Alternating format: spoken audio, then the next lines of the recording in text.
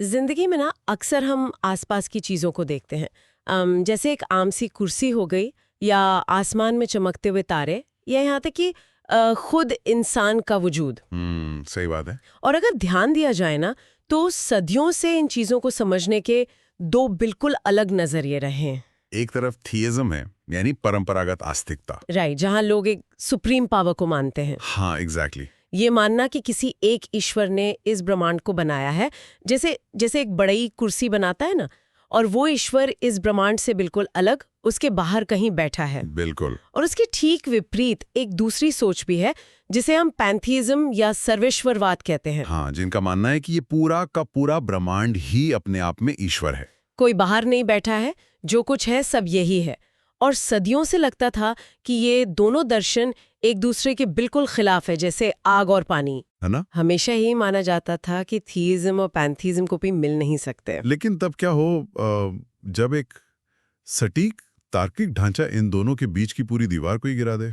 आज की इस गहन चर्चा में हम ऐसे ही एक पावरफुल विषय पर बात करने वाले हैं।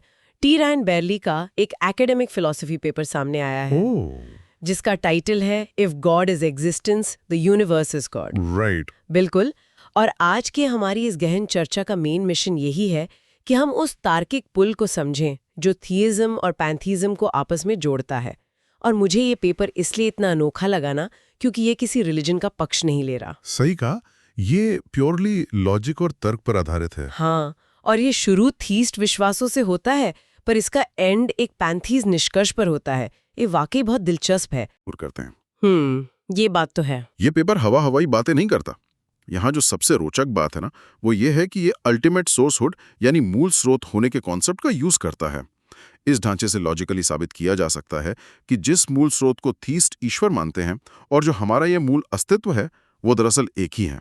तो चलिए आज इस पूरे कॉन्सेप्ट को स्टेप बाय स्टेप खोलते हैं, क्योंकि शुरू में ये थोड़ा कॉम्प्लिकेटेड लग सकता है।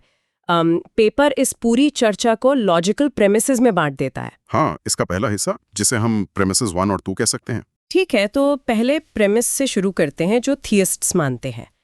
ईश्वर वो अल्टीमेट रियलिटी है जो बाकी सभी चीजों को अस्तित्व यानी एग्जिस्टेंस देता है, पर वो अपना अस्तित्व किसी और से नहीं लेता। राइट, जिसे फिलॉसफी में एसिमेट्रिक सोर्स कहा गया है, यानी एक ऐसी ताकत जो सबको अस्तित्व दे रही है पर खुद किसी पर निर्भर नहीं है। एग्जैक्टली। अब दूसरा पॉइंट सुनते हैं। अस्तित्व यानी एग्जिस्टेंस खुद एक ऐसी चीज है जो बाकी सभी चीजों को अस्तित्व देती है। किसी भी चीज का वजूद तभी होगा ना जब अस्तित्व उसको सपोर्ट करेगा। बिल्कुल, अस्तित्व के बिना तो कुछ हो ही नहीं सकता। और अस्तित्व भी अपना वजूद किसी तीसरी चीज से नहीं लेता। तो यहाँ आकर एक लॉजिकल उलझन शुरू हो जाती है। ऐसी उलझन मतलब अगर ईश्वर भी वही है जो सबको अस्तित्व दे रहा है, और अस्तित्व खुद भी वही है जो सबको अस्तित्व दे रहा है, तो क्या लॉजिक के हिसाब से दोनों एक ही चीज नहीं हो गए? पर मेरा पुशबैक यहाँ ये है कि सिर्फ दो चीजों का काम एक जैसा होने से क्या हम सच में उन्हें एक ही हकीकत मान सकते हैं? मैं थोड़ा कंफ्यूज हो रही हूँ यहाँ। ये कंफ्यूजन बिल्कुल स्वाभाविक है, और इसी जगह इतिहास के महान फिलोसोफर्स हमारी मदद करते हैं। अगर हम ऑगस्टिन, थॉमस एक्वाइनस और एंसेल्म जैसे महान थीस्ट दार्शनिकों को देखें, तो उन्होंने दरअसल यही माना था। वेट, सच में उन्होंने माना था कि ईश्वर और अस्तित्व एक ही हैं? बिल्कुल। उन्होंने इस बात पर काफी जोर दिया था कि गॉड इज एग्जिस्टेंस इटसेल्फ, यानी ईश्वर ही अस्तित्व है। इस पेपर में जॉनथन क्वानविग की क्रिएटर थियोलॉजी का भी जिक्र है।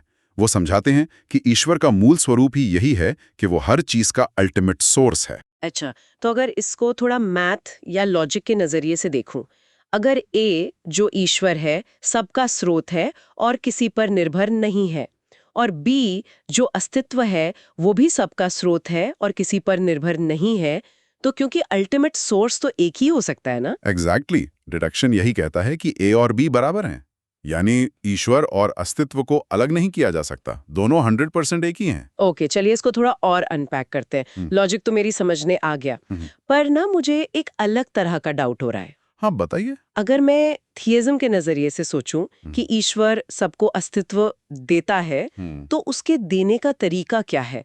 जैसे भौतिक दुनिया में जब कोई एक्शन होता है तो दो अलग चीजें होती हैं, जैसे कॉज एंड इफेक्ट। हाँ, मान लीजिए एक उड़ती हुई स्नूकर बॉल आकर एक खिड़की के शीशे से टकराती है और उसे तोड़ देती है। यहाँ स्नूकर बॉल स्रोत है और शीशे का टूटना रिजल्ट है। इसे शायद एफिशिएंट कॉजेशन कहते हैं ना? हाँ, फिलॉसफी में वही टर्म यूज होता है। तो अगर ईश्वर स्नूकर बॉल की तरह बाहर से आकर किसी बेजान चीज पर अस्तित्व का थप्पा लगाता है, तो ईश्वर और उस चीज यानी ब्रह्मांड के बीच तो एक फिजिकल दूरी बन गई ना? राइट, एक गैप बन गया। स्नूकर बॉल और खिड़की का शीशा एक तो नहीं हो सकते। तो अगर ईश्वर और यूनिवर्स के बीच ऐसी दूरी है, तो वो अस्तित्व कैसे हो सकता है जो सबके अंदर बसा हो? ये थोड़ा अजीब नहीं लग रहा? ये बहुत ही सॉलिड पुशबैक है, और सच कहूं तो यही वो पॉइंट है जहां थीइज्म अक्सर फंस जाता है। जब लोग सोचते हैं कि ईश्वर यूनिवर्स को बनाता है, तो वो अपने दिमाग में एक ऐसी ही स्नूकर बॉल वाली पिक्चर बना लेते हैं, है ना? जी जहां क्रिएटर और क्रिएशन बिल्कुल अलग है। बिल्कुल। और कन्वेग और पियर्स जैसे फिलोसोफर्स ने ठीक इसी विरोधाभास पर चर्चा की है।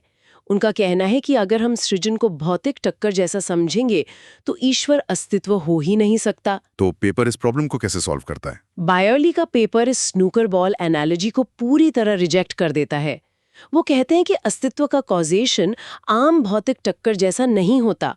इसकी जगह वो एक बेहतर एनालॉजी देते हैं, इंसान की इच्छा शक्ति और ध्यान की। अच्छा, इच्छा शक्ति, वो कैसे काम करता है यहाँ? देखिए, जब कोई इंसान अपनी इच्छा शक्ति यानी विल का यूज करके अपना ध्यान किसी एक ख्याल पर केंद्रित करता है, तो क्या उस इंसान और उसके ध्यान के बीच में स्नूकर बॉल जैसी कोई फिजिकल दूरी होती है? नहीं, वहां तो कोई डिस्टेंस नहीं होती। मैं और मेरा ध्यान लगाना एक ही जगह पर हो रहा है। एग्जैक्टली। उस पल में स्रोत यानी वो इंसान और परिणाम यानी उसका ध्यान, इनके बीच का फासला लगभग 0 हो जाता है। वो एक दूसरे में शामिल होते हैं। ठीक इसी तरह अस्तित्व बाकी चीजों को बाहर से आकर थप्पा नहीं मारता। तो वो क्या करता है? अस्तित्व उन चीजों में मैनिफेस्ट होता है, प्रकट होता है। वो उनके भीतर से गुजरकर उन्हें होने का एहसास देता है। तो जब थीस कहते हैं कि ईश्वर सृजन करता है, तो वो दरअसल अस्तित्व का मैनिफेस्टेशन है, कोई बाहरी स्नूकर बॉल नहीं। ओह वाह, मैनिफेस्टेशन, ये बहुत क्लियर कॉन्सेप्ट है। लेकिन इससे पहले कि हम इस पर आएं कि यूनिवर्स दरअसल है क्या, एक और बहुत बड़ा सवाल है मेरे दिमाग में। पूछिए, कौन सा सवाल? क्या सभी मानते हैं कि अस्तित्व नाम की कोई असल चीज होती भी है? कांट और बर्ट्रैंड रसल जैसे दिग्गज फिलोसोफर्स ने तो इस बात की जमकर आलोचना की थी ना? हाँ, ये फिलॉसफी का एक बहुत बड़ा हिस्टोरिकल डिबेट रहा है। क्योंकि कांट का तो ये कहना था कि एग्जिस्टेंस कोई प्रॉपर्टी या खासियत नहीं होती जिसे आप लिस्ट कर सके। जैसे अगर हम एक सेब के बारे में सोचें, सेब लाल हो सकता है, गोल हो सकता है, मीठा हो सकता है। बिल्कुल। पर क्या वो अस्तित्व भी उसी तरह रखता है जैसे वो लाली रखता है?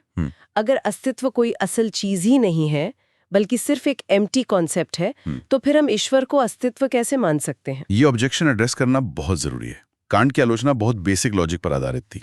कांट मानते थे कि किसी भी चीज में कोई खासियत डालने के लिए उस चीज का पहले से वहां होना जरूरी है। सही बात है, सेब अगर है ही नहीं तो लाल कैसे होगा? एग्जैक्टली। इसलिए अस्तित्व एक प्रॉपर्टी नहीं हो सकती। और रसेल की बात करें तो उनकी समस्या लॉजिक और भाषा को लेकर थी। उनका कहना था कि अगर अस्तित्व को सच में एक प्रॉपर्टी माना जाए तो विरोधाभास पैदा होगा। विरोधाभास कैसा? जैसे अगर कोई कहे कि पेगासस यानी उड़ने वाला घोड़ा एग्जिस्ट नहीं करता, तो इसका मतलब ये हुआ कि पेगासस नाम की कोई चीज है जिसके पास अस्तित्व ना होने की प्रॉपर्टी है। पर अगर वो चीज है तो वो एग्जिस्ट तो कर ही रही है ना। ये पूरे लॉजिक को तोड़ देता है। ओह बाप रे, ये तो दिमाग चकराने वाली बात हो गई। तो इस पैराडॉक्स को इस पेपर में सुलझाया कैसे गया है? यहाँ पर एक कंटेम्पररी फिलोसोफर क्रिस्टोफ दे रे का काम आता है। वो समझाते हैं कि कांट और रसल दोनों की गलती ये थी कि वो अस्तित्व को एक आम प्रॉपर्टी की तरह देख रहे थे। अच्छा, मतलब जैसे रंग या आकार होता है। हाँ, पर अस्तित्व कोई ऐसी खासियत नहीं है जो किसी पहले से बनी हुई चीज पर चिपका दी जाए। चीजें अस्तित्व को प्राप्त नहीं करती, बल्कि अस्तित्व उन चीजों को उत्पन्न करता है। वेट, तो अस्तित्व खुद में एक फंडामेंटल चीज है? बिल्कुल। देरे कहते हैं कि अस्तित्व एक ऐसी मूल हकीकत है जिससे बाकी सारी प्रॉपर्टीज जुड़ती हैं। जब हम अस्तित्व को प्रॉपर्टी मानने की जगह एक मूल स्रोत मानते हैं जो बाकी चीजों में प्रकट होता है, तो कांट और रसल के ऑब्जेक्शंस नेचुरली रिजॉल्व हो जाते हैं। वाओ, तो इसका मतलब एग्जिस्टेंस पेंट नहीं है जो कैनवस पर लगाया जाए, बल्कि एग्जिस्टेंस खुद ही वो कैनवस है। बहुत बढ़िया एनालॉजी, ये बिल्कुल कैनवस जैसा ही है। तो अगर हम इस तार्किक पुल पर आगे बढ़ें और मान लें कि ईश्वर और अस्तित्व दोनों एक ही मूल स्रोत हैं, तो अब सबसे बड़े सवाल पर आते हैं। अगर ईश्वर अस्तित्व है तो फिर ये ब्रह्मांड, ये यूनिवर्स क्या है? ये सबसे महत्वपूर्ण सवाल है इस पूरे डीप डाइव का। क्योंकि अगर हम किसी आम राह चलते इंसान से पूछे ना कि अस्तित्व कैसा लगता है, तो कोई कॉम्प्लेक्स फिलोसॉफिकल जवाब तो नहीं आएगा। वो तो अपने आसपास की चीजों को ही दिखाएगा। बिल्कुल, वो कहेगा कि अस्तित्व आसमान जैसा है या जमीन जैसा है। हाँ, वो कहेगा अस्तित्व इन तारों जैसा लगता है, आपके और मेरे जैसा लगता है। तो इसका सीधा सा मतलब ये हुआ कि जो कुछ भी इस भौतिक दुनिया में है, वो अस्तित्व का ही एक करंट रूप या तरीका है। पेपर के शब्दों में, the universe is the way existence is. Universe कोई अलग ऑब्जेक्ट नहीं है। एकदम ठीक पकड़ा आपने। और अगर हम इसको दुनिया के फिलोसॉफिकल इतिहास से जोड़ें, तो बायरली का ये कॉन्सेप्ट सदियों पुरानी एक परंपरा से मिलता है। 8th सेंचुरी के महान भारतीय दार्शनिक शंकरा ने अद्वैत वेदांत में ऐसी ही चर्चाएं की हैं। हाँ, शंकरा के बारे में तो मैंने पढ़ा है। तो बार्ली पेपर में उन्हीं शंकरा की मिट्टी और बर्तन यानी क्ले एंड पॉट की फेमस एनालॉजी का रेफरेंस देते हैं। आइए इसको थोड़ा डीपली समझते हैं। जब एक कुम्हार मिट्टी से बर्तन बनाता है, तो क्या बर्तन बनने के बाद वो बर्तन मिट्टी से अलग एक इंडिपेंडेंट चीज बन जाता है? नहीं, बर्तन दरअसल मिट्टी से अलग थोड़ी ना है। वो तो सिर्फ मिट्टी का एक खास आकार है। सही। वो मिट्टी के होने का एक टेम्पररी तरीका है। यानी अगर बर्तन टूट भी जाए तो मिट्टी तो वहीं की वहीं रहेगी ना, बर्तन सिर्फ एक स्टेट थी। एग्जैक्टली।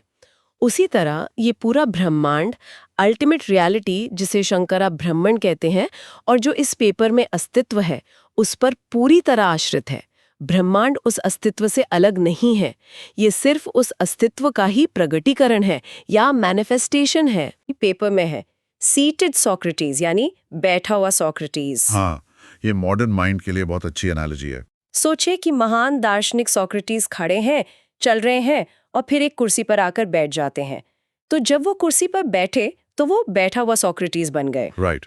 अब सवाल ये है, क्या बैठा हुआ सोक्रेटिस असल सोक्रेटिस से कोई दूसरी अलग एंटिटी बन गया है? क्या अब कमरे में 2 सोक्रेटिस हैं, एक जनरल सोक्रेटिस और एक बैठा हुआ सोक्रेटिस? बिल्कुल नहीं। वो वही सेम सोक्रेटिस है, बस एक खास स्टेट में है। बैठना उस वक्त उनके अस्तित्व का एक तरीका है। तो ठीक इसी लॉजिक को यूनिवर्स पे अप्लाई करें। अगर ईश्वर यानी अस्तित्व खड़ा नहीं है बल्कि कुर्सी पर बैठता है, मतलब प्रगट होता है, तो वो मैनिफेस्ट होकर ब्रह्मांड बन जाता है। क्या बात है, पूरी तरह से डॉट्स कनेक्ट हो गए। ब्रह्मांड दरअसल अस्तित्व का दिस यूनिवर्सिंग वाला स्टेट है। और यही वो टर्निंग पॉइंट है जहां थीइज्म से चलते हुए हम सीधा पैंथीइज्म के दरवाजे पर दस्तक देते हैं। इस तार्किक परिणाम को मजबूत करने के लिए ना पेपर लाइबनिस के एक रूल का यूज करता है, the law of इनडिसर्निबिलिटी of identicals. नाम तो थोड़ा भारी लग रहा है। नाम भारी है, पर लॉजिक बहुत सिंपल है। ये नियम कहता है कि अगर 2 चीजें हर एक खासियत में एक जैसी हैं, तो उन्हें 2 अलग चीजें नहीं माना जा सकता, वो एक ही हैं। अच्छा, तो आइए अब तक के सारे बिंदुओं को जोड़ते हैं। पहले हमने देखा कि ईश्वर और अस्तित्व एक ही हैं। फिर हमने देखा कि ब्रह्मांड उसी अस्तित्व का मैनिफेस्टेशन है। तो लाइबनिस के नियम को यहां रखने पर कंक्लूजन क्रिस्टल क्लियर निकलता है। ब्रह्मांड ही ईश्वर है, या कह लें ब्रह्मांड ही ईश्वर का रूप है। वाओ! ये एक रोबस्ट पैंथियस्टिक कंक्लूजन है जो हमने उन्हीं अजम्पशन से निकाला जो थीस्ट शुरुआत में मानते थे।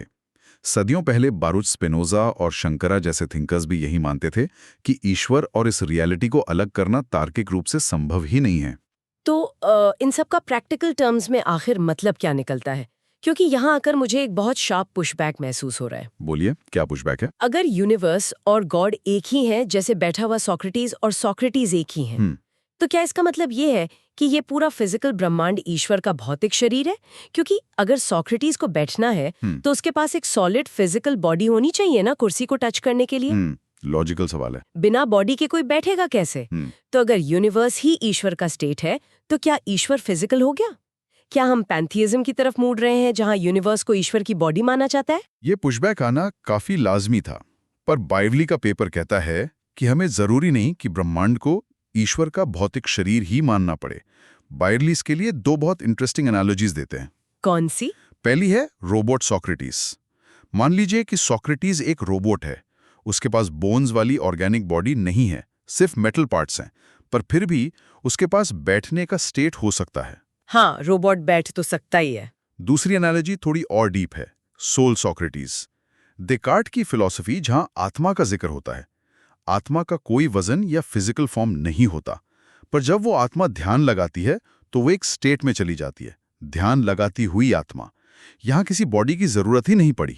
ओह, यानी अस्तित्व का यूनिवर्स रूप लेने के लिए उसका फिजिकली ठोस होना जरूरी नहीं है। एग्जैक्टली और पेपर वापस शंकरा की ड्रीम एनालॉजी पर भी आता है। ड्रीम एनालॉजी, ये थोड़ा मैट्रिक्स जैसा लग रहा है। थोड़ा वैसा ही है।